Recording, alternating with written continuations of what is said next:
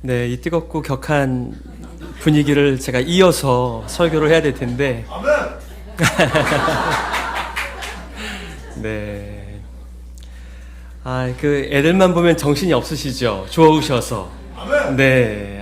저희도 이렇게 보니까 제가 낳은 자녀들은 아니지만, 너무나 이쁘고 귀엽고, 이렇게 안아주고 싶은데요. 너무나 좋습니다. 오늘 또 어린이 주일 맞이해서 우리 열방생교회 다음 세대가 무럭무럭 잘 자라서 다음 세대 책임지는 귀한 일꾼 되기를 예수 그리스도의 이름으로 축복합니다. 우리 함께 읽은 이 본문을 가지고 택함 받은 순례자라고 하는 제목 가지고 말씀 증거하겠습니다. 우리 모두는 세상의 아들입니다. 세상을 많이 닮아 있고 보이는 세상의 유행을 인생의 가치로 알며 세상의 영향을 받으며 살아가는 사람들입니다. 그래서 우리는 내가 누구인가라고 하는 고민을 하게 되어 있고 자기의 정체성의 혼란 가운데 살아갑니다. 때로는 남자인가 여자인가 내가 누구인지 잘 모른 채 살아가는 거죠. 또 역할의 정체성에 대해서도 많이 혼란스러워합니다. 내가 장남이니까, 내가 장녀니까, 내가 아들이니까, 내가 딸이니까, 또 내가 아빠니까, 내가 엄마니까, 여러 가지 이 사회가 부여해준 정체성을 가지고 내 자신을 이해하며 살아가지 않습니까? 이거 외에도 이 종족의 정체성이지요. 저는 아랫동네에 살다가 옆 동네 미국으로 가서 산 지가 꽤 됐습니다. 2003년에 미국으로 갔는데요. 우리는 한국인인가 미국인인가.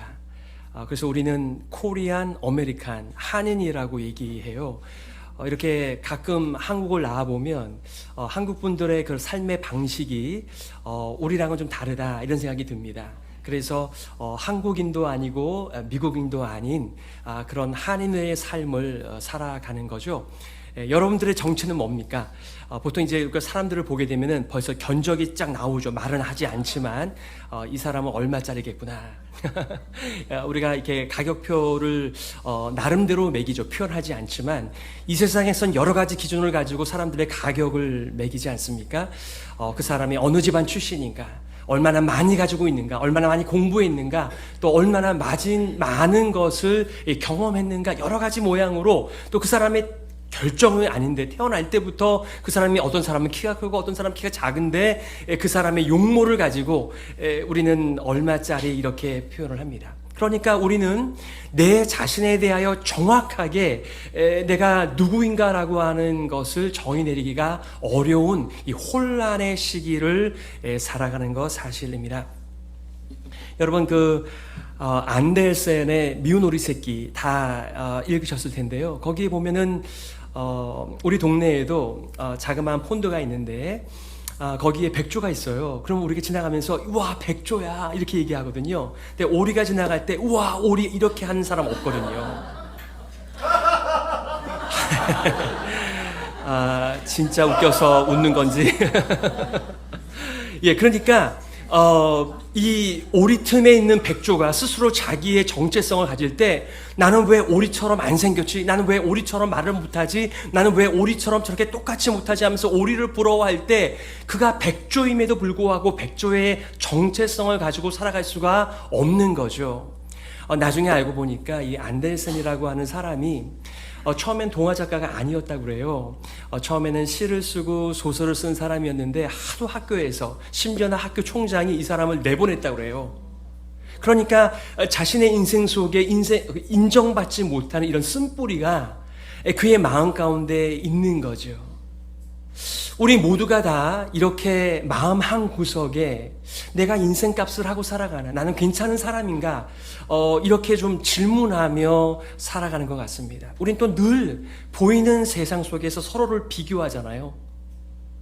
비교할 때 나보다 못한 사람을 만나면 내가 잠깐은 우월감을 느끼면서 우월감의 맛을 가지고 살아가지만 또 나보다 더 잘난 사람을 만나게 되면 우리는 작아지는 거죠. 비참해지는 거죠. 제 능력을 발휘하지 못하죠. 제가 1990년도에 유행했던 유머가 있습니다. 그 엄마 북극곰한테 이 새끼 북극곰이 질문하는 거예요. 엄마, 내가 북극곰이 맞아? 그러니까 넌 북극곰이야. 그랬더니 그 북극곰 새끼가 얘기하는 말이 근데 왜 나는 춥지? 그러니까 이 북극곰은 안 추워야 된다고 생각하는 거예요. 자기는 추우니까. 또 칫솔 얘기도 있습니다. 이 엄마 칫솔한테 애기 칫솔이 질문해요. 엄마, 나는 칫솔이 맞아? 너 칫솔 맞아. 근데 얘가 하는 말이 근데 왜 나는 맨날 신발만 빨고 있지? 자기가 누구라고 하는 것이 분명한데 이 세상에서 나를 둘러싸고 있는 사람들이 그런 취급을 해주지 않을 때 나는 누구인가를 갈등하게 됩니다. 우리 아까 그 조그만 유치원 학생들이 하나님이 나를 보면서 하하하 웃으신다. 여러분 정말 하나님께서 여러분이 여기 들어오실 때 하하하 웃으면서 웰컴 하셨나요? 네. 할렐루야. 예, 많은 분들은 하나님이 나를 웃으면서 활짝 웃으면서 하하하 하기보다는 또 내가 이렇게 고백하지 않은 죄, 내가 알고 지은 죄, 모르고 지은 죄 주눅이 들어서 오늘도 하나님 앞에 부끄러운 마음을 가지고 위축이 된 마음을 가지고 얼마나 많은 사람들이 교회에 나오는지 모릅니다. 우리가 뭐 가끔가다 하는 찬양이기도 하겠지만 스바냐 3장 17절 그 말씀을 가지고 노래를 찬양을 하지 않습니까? 너의 하나님 여호와가 너희 가운데 계시니 그는 구원을 베푸실 전능자, 그가 우리를 잠잠히 사랑하시며 우리를 기뻐하여 즐거이 부른다라고 하는데 이게 저는 안 믿어지더라고요. 아니 뭐 우리 가족들도 내가 집에 들어가면은 왔나 안 왔나 별로 관심도 안 기울이는데 하나님께서 나를 잠잠하게 사랑하시며 내가 왔다고 기쁘게 큰 소리로 불러주실까? 여러분은 이 하나님의 고백이 믿어지세요? 아멘. 저는 안 믿어지더라고요. 그러니까 하나님께서 나를 혼내실 거는 많이 있으시겠으나 정말 나를 그렇게 잠잠히 깊이 사랑하며 즐거이 어이구 너가 왔냐 이렇게 기뻐하실까라고 하는 생각이 든다는 거죠. 왜냐하면 세상에서 나를 그렇게 대우해 주지 않으니까요. 그래서 우리는 이 세상에서 좀 더 좋은 대우를 받기 위해서 열심히 공부하고 많은 것들을 습득하며 많은 것들을 가지며 있는 자 행세를 하나, 그게 정말 우리의 진짜 모습인지를 고민하게 되는 것입니다. 여러분은 누구십니까?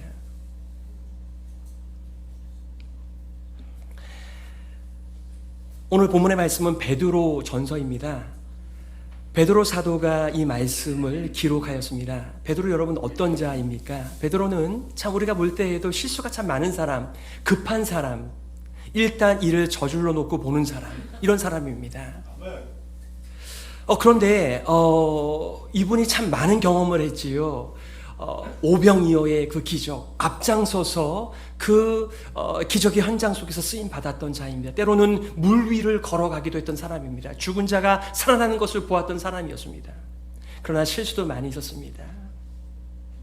예수님을 끝까지 쫓아가겠다고 말을 해놓고 예수님을 면전에 두고 예수님을 모른다고 부인하며 예수님을 저주했던 자 베드로였습니다. 그러니 그가 얼마나 할 말이 많았을까요? 그러나 예수님께서 그와 마지막 시간을 보내면서 음식을 먹은 다음에 질문하세요. 베드로야, 너가 나를 사랑하니? 예, 제가 주님을 사랑합니다.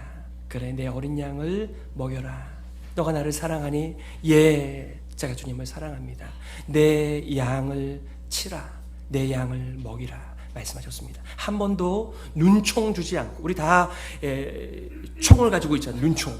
그래서 이 눈총을 쏴대면 도저히 감당이 안 될 때가 많이 있습니다. 그런데 예수님께서 너 그때 이렇게 하시지 않으시고 너를 사랑하니?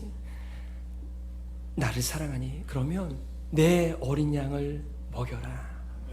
내 양을 치라. 여기서 치라라고 하는 말은 때린다는 말이 아니고요. 영어로는 take care of 라는 말이에요. 돌보다, 마치 엄마가 자기의 자녀를 품고 돌보고 그들의 암달을 위하여 길을 열어주는 것처럼, 마치 병원에 있는 간호사들이 그 환자의 모든 것들을 점검하며 그의 회복을 위하여 애쓰는 것 같은, 바로 그게 돌본다, 친다라고 하는 말의 의미입니다. 우리가 하나님의 사랑을 받으면 인생을 깊이 있게 살아갑니다. 오늘날 우리는 바람같이 너무나 얇은 인생을 살아가요. 그런데 이 깊은 십자가를 만나면, 하나님의 깊은 사랑을 알게 되면, 하나님의 은혜 가운데 들어가게 되면 우리가 마음이 열려요. 마음이 녹아요. 그래서 하나님께서 우리를 불쌍히 여기며 은혜를 주시며 사랑해 주시는 것처럼 우리도 우리의 분량만큼 다른 사람을 향하여 마음이 열려 사랑하고 살아야지, 이런 마음이 드는 것이죠. 누가 주신 마음입니까? 우리에게서는 결코 나올 수 없는 삶의 방식이죠. 그러나 우리 하나님께서 우리를 무조건적으로 사랑하신 것을 조금씩 알아가게 될 때, 나도 저 못난, 내 눈에 보기에 부족한 사람들을 사랑하며 살아야지, 그런 마음 주시는 것이지요. 예수님께서 마지막 공생의 세 번째 예루살렘으로 올라가시는 그 길 속에 가이사랴 빌립보에 들리세요. 거기서 예수님께서 사람들이 나를 누구라 그러니 죽었던 세례요한이 다시 살아났다고 합니다. 선지자 중에 한 사람이라고 합니다. 그래. 그런데 너희들은 나를 누구라고 하니? 여러분은 예수님을 누구라고 이해하십니까? 베드로가 제자들을 대표해서 이렇게 답변하였습니다. 주는 그리스도시요 살아계신 하나님의 아들이십니다. 예수님께서 그 고백을 들으시면서 너무나 마음이 기쁘셨습니다. 이렇게 반응하셨어요. 예수께서 대답하여 이르시되 바요나 시몬아, 내가 복이 있도다. 이를 내게 알게 한 이는 혈육이 아니요 하늘에 계신 내 아버지시니라. 또 내가 내게 이르노니 너는 베드로라. 내가 이 반석 위에 내 교회를 세우리니 음부의 권세가 이기지 못하리라. 아멘. 원래 베드로의 이름은 시몬이었습니다. 요한의 아들 시모나, 바요나 시몬이었습니다. 그런데 이 시몬의 이름을 바꿔주시는 거죠. 너는 베드로야. 베드로라고 하는 것은 반석이라고 하는 의미를 가지고 있습니다. 그 반석은 베드로 위에 내 교회를 세우겠다라고 하는 것이 아니라 바로 베드로의 그 고백 말입니다. 바로 주는 그리스도시요 살아계신 하나님의 아들이십니다. 우리의 구원자가 되십니다. 우리의 메시아입니다. 라고 하는 그 고백 위에 우리의 교회가 세워진 것입니다.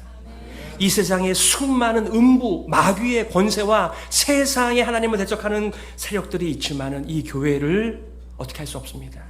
더군다나 이 고백을 받은 그 장소가 가이사랴 빌립보인데, 그 가이사랴 빌립보에는 판신, 그 제단들이 너무나 많은 곳입니다. 음부의 권세가 있는 곳입니다. 그런데 이 복된 반응을, 복된 고백을 베드로가 했던 것이잖아요. 우리도 피 한 방울 섞이지 않았어요.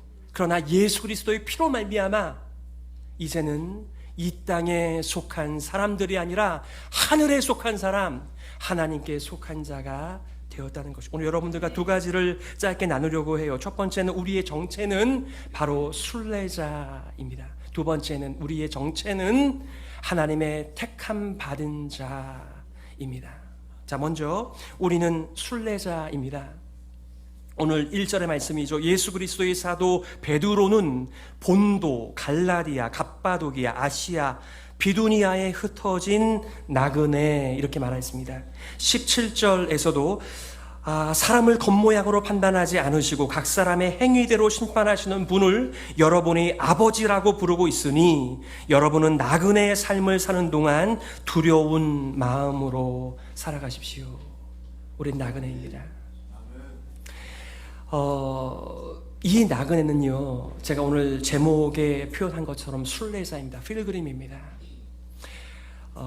제가 한 번은 메릴랜드 사역을 할 때 어느 장로님이 저 찾아오셨어요. 그리고 목사님, 뭐하러 갈 사람들을 신방 가십니까? 돌보십니까? 이렇게 얘기했어요. 거기에 아주 유수한 대학들이 있어서 포스닥 하시는 분들이 계셨고 유학 온 사람들이 있었는데, 어차피 그 사람들은 뜨내기입니다. 잠깐 있다가 갈 사람인데 여기 계속 있는 사람을 목회하셔야지 뭐하러 지나가는 사람을 목회합니까? 라고 정신 나간 말을 하시는 분이 계시더라고요. 때로는 정말 우리가 잠깐 있다가 사라지는 뜨내기 같은 인생인지 모르겠지만 하나님께서는 그렇게 보시지 않는 거죠. 복음을 가지고 살아가는 성도의 눈에는 그 사람이 뜨내기, 스트레인저가 아니라 하늘 본향을 향해 살아가는 필그림입니다. 비록 이 땅의 음식을 먹으며 이 땅의 의복을 입으며 이 땅의 문화 가운데 노출이 되어 이 땅에 발을 딛고 살아가는 것 분명하나 우리의 소속은 이 땅이 아니라 바로 하늘 아버지가 계시는 하늘입니다. 하나님 아버지 앞에서 살아가는 것이지요. 아멘.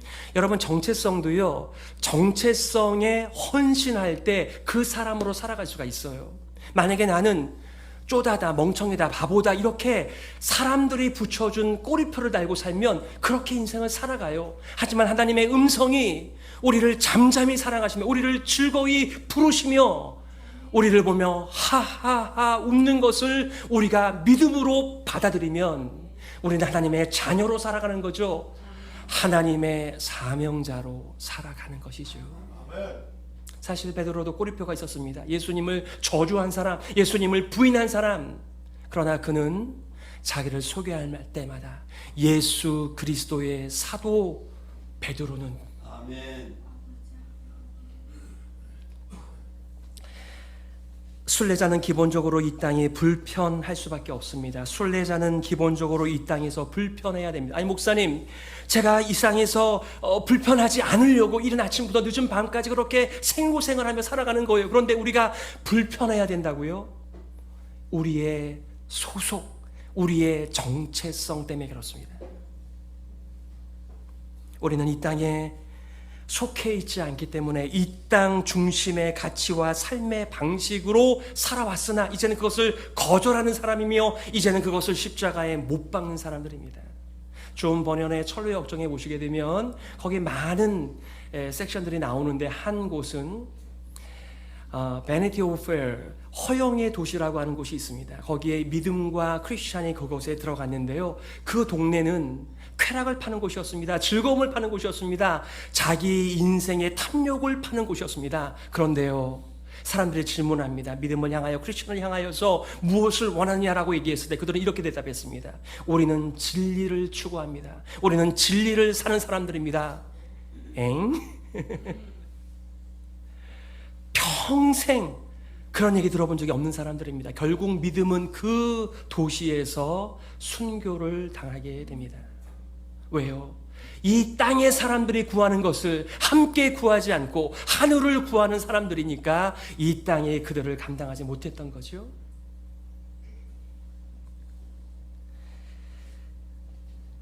이 세상이나 세상에 있는 것들을 사랑치 말라. 누구든지 세상을 사랑하면 아버지의 사랑이 그 속에 있지 아니하니. 이는 세상에 있는 모든 것이 육신의 정욕과 세상의 정욕과 세상의 탐심이라고 말씀하셨습니다.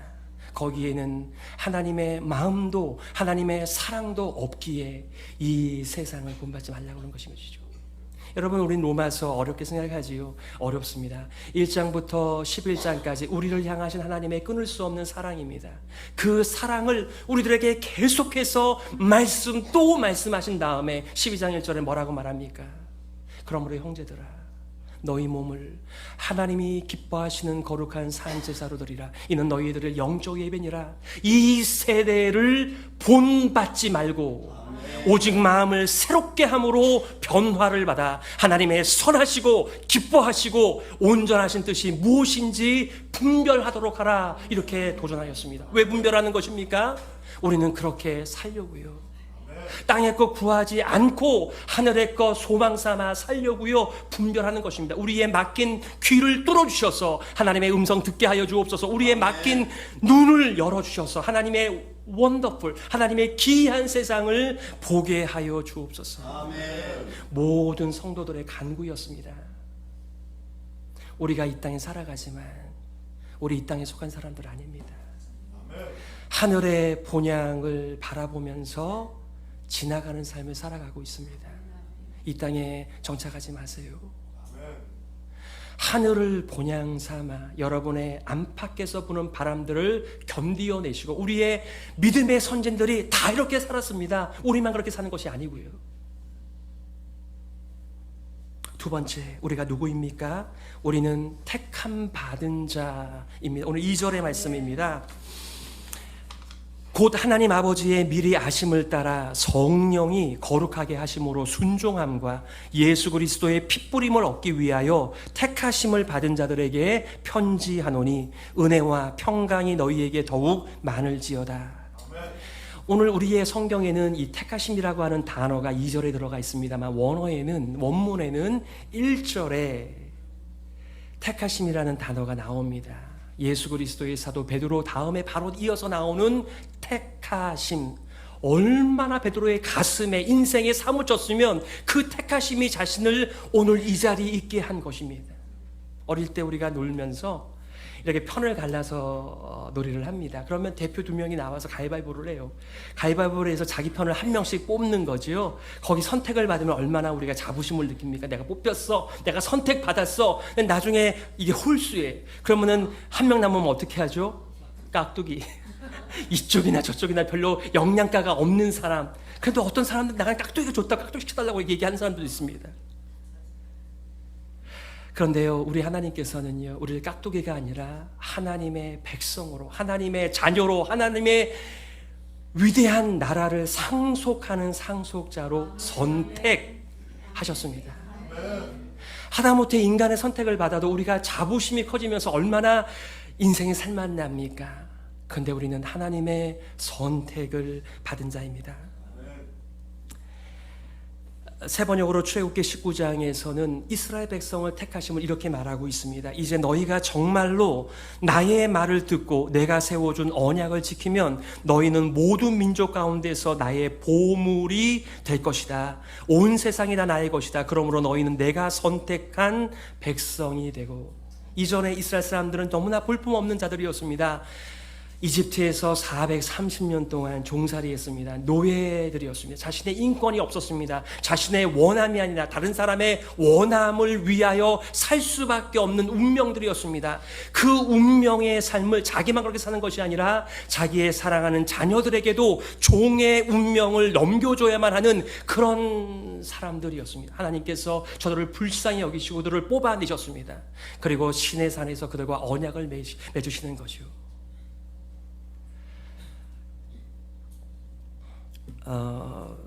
하나님의 선택한 백성. 시편에서는 그것을 너무나 감사하며 감격해하며 이렇게 신앙 고백합니다. 시편 139편 14절의 말씀인데, 내가 주께 감사하옴은 나를 지으심이 심히 기묘하심이라. 주께서 하시는 일의 기이함을 내 영혼이 잘 아나이다. 내가 은밀한 데서 지음을 받고 땅의 깊은 곳에서 기이하게 지음을 받은 때에 나의 형체가 주의 앞에 숨겨지지 못하였나이다. 말이 좀 어렵죠? 요즘 쓰는 말이 안 나오니까요. 제가 이제 장로, 권사, 안수집사가 이렇게 캔디데이시 돼서 후보자가 돼서 이 훈련을 하는 피택자 훈련에서 이 말씀을 나누는데 한 자매가 이런 고백을 하였습니다. 목사님, 제 인생을 돌아보면 정말 이 신묘막측한 인생이 바로 저의 인생입니다. 많은 사람들이 자신에 대하여 점수를 많이 주지 않습니다. 심지어는 나는 다리 밑에서 주워온 아이, 이런 표현을 쓰며 나는 부모에게도 사랑받지 못하는 자. 그런데 누가 나를 사랑하겠어? 누가 나에게 눈길을 주겠어? 누가 나에게 마음을 내어주겠어? 라고 너무나 자기에 대하여 점수를 주지 못한 채 마음에서는 울고 있는 거죠. 바깥으로는 막 이렇게 밝게 웃기도 하고 긍정적인 삶을 살아야 되고 누구를 돌보기도 한다라고 하지만 또 한편으로는 그 어두운 나의 삶의 한 구석이 있는 것이지요. 근데 그 자매는 하나님이 나를 택하셨다라고 하는 그 말에는 하나님이 나를 택하시기 전에 나를 아셨다. 그냥 알다라는 것이 지식적으로 아는 것이 아니라 그분이 나를 지으셨으니 내가 내 자신을 아는 것보다도 나를 지으신 그분이 너를 얼마나 잘 알고 계시는가. 그 나를 아시는 분께서 나를 택하셨다. 하나님이 택하셨다라고 하는 말의 의미는 내가 너의 인생을 책임진다. 내가 너를 인도한다. 너를 붙든다. 너는 나의 사람이다. 나의 백성이다. 나의 자녀다라고 하는 것을 담고 있는 표현입니다. 내가 너를 택했다라고 하는 말에는요. 저는 좀 못난 아버지입니다. 자녀가 셋이 있는데요. 그럼에도 불구하고 못난 아버지임에도 내 자녀들을 잘 챙겨야지, 그들의 인생 속에 꽃이 피고 열매가 생기면 좋겠어라고 하는 마음이 있는데요. 제 능력이 한계가 있지요. 아니, 하다못해 연약한 육신의 아버지도 자기의 자녀들이 잘 되기를 바라며 축복하며 있는 것 없는 것으로 해주기를 원하는데, 우리를 잘 알고 계시는, 친히 그분의 손으로 우리를 만드신 그 하늘 아버지께서 우리를 택하셨다, 우리를 알고 계신다. 그것이 바로 우리가 의탁해야 하는 우리의 진정한 고향 아버지이신 거지요. 출애굽기 24장 8절에서는 하나님께서 자기의 백성 삼으신 이스라엘 백성을 향하여 그들이 잘 믿지 못하겠죠. 그저 우리는 노예입니다, 우리는 종입니다, 그냥 먹고 마시고 배부르면 등 따시면 됩니다, 이렇게 생각하는 사람들에게 그게 아니라고, 한 번도 경험해 보지 못한 인격적인 신의 사랑을 받는 존재로 이렇게 약속하십니다. 바로 출애굽기 24장 8절에 모세가 그 피를 가지고 백성에게 뿌리며 이르되, 이는 여호와께서 이 모든 말씀에 대하여 너희와 세우신 언약의 피니라. 여러분, 피는요 생명을 상징하는 것입니다. 그러니까 우리가 약속을 하면 하나님께서 우리 인생들과 더불어 약속하시면서 그렇게 할 이유가 없었으나 인생들이 좀 뼈저리게 하나님의 약속을 붙들고 살아고 언약의 피를 뿌리셨습니다. 그 당시에는 모세가 그 피를 뿌렸습니다. 피로 맺은 언약이었습니다. 하나님께서 약속하신 것, 하나님께서 말씀하신 것 반드시 지키신다라고 하는 신의 음성이었습니다. 신약에서는 예수님께서 마지막 시간에 십자가를 목전에 두고 어떻게 하십니까? 제자들에게 떡을 나누어 주시면서 이것은 나의 살이다, 음료를 나눠주시면서 이것은 너희를 위하여 흘리는 내 피요 새 언약의 피다라고 말씀하셨습니다. 사랑하는 성도 여러분, 우리가 그렇게 거룩한 사람이 아닙니다. 우리의 의를 다 챙겨봐야 그렇게 자랑할 만한 의가 없습니다. 저는 옛날에 제 의가 뭐였는지 아세요? 저는 지금까지 살면서 주일날 예배를 빼먹은 적이 단 한 번밖에 없었다. 그럴 수밖에 없죠. 모태신앙으로 태어났으니, 기독교 집안에서 자라났으니 안 가면 안 되잖아요. 제가 한창 억울할 때는 왜 주일에는 아프지도 않는 걸까? 교회를 안 가고 싶은데. 예, 그런데요, 보니까 사람들이 그거를 주일 성수라고 얘기하더군요. 그런데요, 그런 나의 의는 더러운 옷과 같아서 그런 인간이 만든 의를 가지고는 하나님의 앞에 나갈 수가 없는 것입니다. 어렸을 때 부모님들께서 이렇게 헌금을 다리미로 빳빳하게 만들어 주셔서 이거 헌금이다 하고 손에 쥐우셨습니다. 또 주일에는 좋은 옷을 입히셔서 주일에는 좋은 옷을 입고 가는 거야 라고 말씀하셨습니다. 그런데 그렇게 우리가 성의를 표현할 수는 있겠습니다만 그게 우리의 의가 돼서 하나님 앞에 나갈 수 있는 조건은 안 되는 것입니다. 우리는 오직 한 가지 의를 가지고 하나님 앞에 나갑니다. 바로 예수 그리스도의 100% 완전한 하나님의 의, 예수님의 의를 우리한테 전달해 주셔서 우리는 예수 그리스도의 완전한 의를 힘입고 은혜의 보좌 앞에 나아가 찬양하고 그분의 사랑을 받으며 그분의 은혜 속에 살아가는 줄 믿습니다. 우리의 더러운 옷과 같은 의들을 자랑하지 마시고 예수 그리스도의 핏뿌림이 있는 온전한 의의 사람으로 인생 사시기를 바랍니다. 너희가 하나님의 성전인 것과 하나님의 성령이 너희 안에 거하시는 것을 알지 못하느냐. 우리가 여행을 가게 되면 어떤 사람이 내 파트너가 되지 굉장히 중요합니다. 어떤 사람을 알려면 같이 여행을 해보면 안다라고 말을 하죠. 여러분, 나와 마음이 같지 않은 사람하고 방을 함께 쓴다는 것 참 곤욕일 것입니다. 그런데 하나님께서는 우리가 얼마나 불편하시겠어요. 그럼에도 불구하고 너희와 더불어 함께 살겠다고 dwelling 하는 거죠. 그냥 잠깐 같이 있는 게 아니라요, 아예 우리를 함께 살려고 이 땅에 오신 것입니다. 제가 가장 사랑하는 하나님의 말씀 중에 한 가지인 누가복음 15장에 보면 집 나간 아들을 기다리는 아버지의 모습이 나옵니다. 그들은 군동지방의 그 채통상 속살을 드러내지 않기 때문에 그들이 절대로 뛰는 법이 없습니다. 뛰면 속살이 보이니까. 그런데요, 저 멀리 아버지의 가산을 다 탕진하고 돌아오는 아이를 멀리서 바라보며 이 아버지가 뛰어가세요. 속살을 보이셨겠죠? 부끄러워하지 아니하시고 그 아들을 맞이해 주십니다. 너 그동안 내 돈 가지고 뭐 했니? 어쩌다가 여기까지 왔니? 이런 말 눈총 한번 흘리지 않으시고 그 아이에게 가락지를 씌우며 새 옷을 입히며 신발을 시키며 너는 내 아들이다, 내 상속자다. 저는 아직도 그것이 다 이해가 가지 않아요. 인간들도 내 자신도 나를 그렇게 사랑하지 못하는데 하늘아버지는 왜 이런 사랑을 감당하지 못하는 은혜를 베푸시는 걸까? 여전히 이해가 가지 않습니다.